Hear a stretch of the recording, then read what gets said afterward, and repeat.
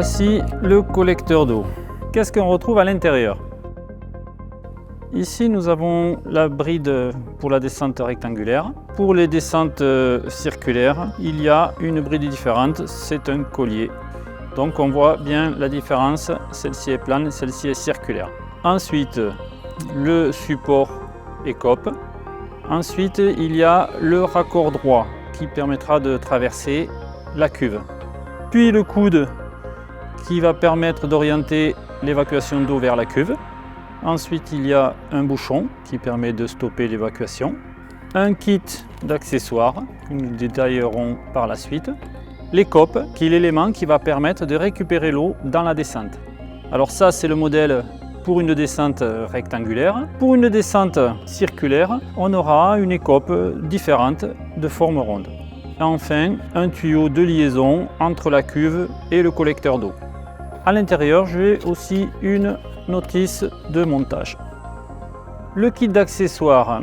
Alors, à l'intérieur, nous avons deux joints mousse, un grand, un petit pour faire les étanchéités, un joint torique qui servira à faire l'étanchéité du support d'écope, 4 vis autoforeuses pour fixer la bride sur la descente d'eau et la scie cloche qui permettra de faire le trou dans la descente d'eau. Elle est constituée de deux parties, une partie scie cloche métallique et son axe. Alors on va démarrer l'installation à l'extérieur. Il existe plusieurs modèles de cuves de différentes hauteurs, de différentes dimensions. La première étape, c'est de mettre en place le raccord droit. Alors on va le mettre à 10 cm du haut de la cuve.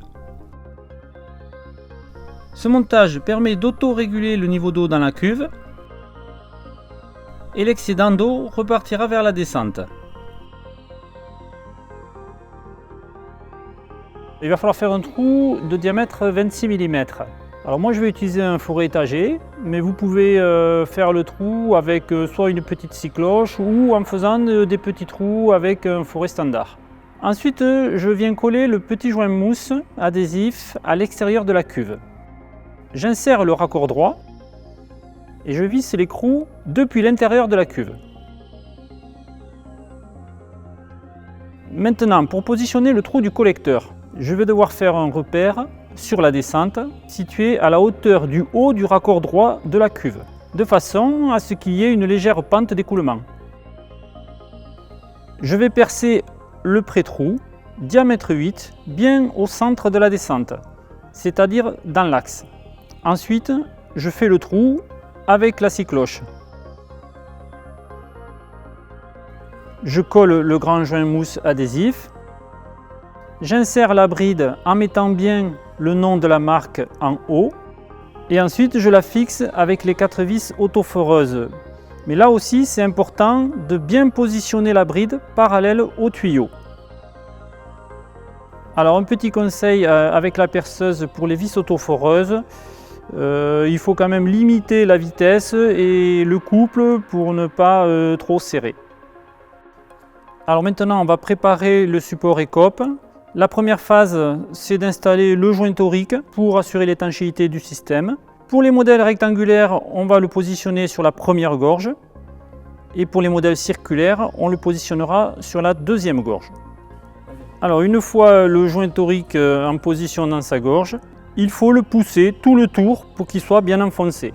La deuxième étape consiste à monter l'écope sur son support. D'abord, on enlève les deux films plastiques, je la replie légèrement avec mon pouce, je la clipse sur la languette du bas, puis sur la languette du haut. Pour mettre en place l'écope, je l'enroule et je l'insère dans la bride pour qu'elle s'ouvre à l'intérieur. Je mets en place le coude en l'emboîtant sur le support et en l'orientant vers la cuve. Et dernière étape, je vais raccorder le collecteur à la cuve en mettant le tuyau noir depuis le coude jusqu'au raccord droit. Et voilà, l'installation est terminée. Si à l'avenir vous souhaitez déplacer votre cuve ou supprimer ce dispositif, vous pouvez retirer le support écope en faisant des rotations de droite à gauche, puis le remplacer par le bouchon qui est fourni.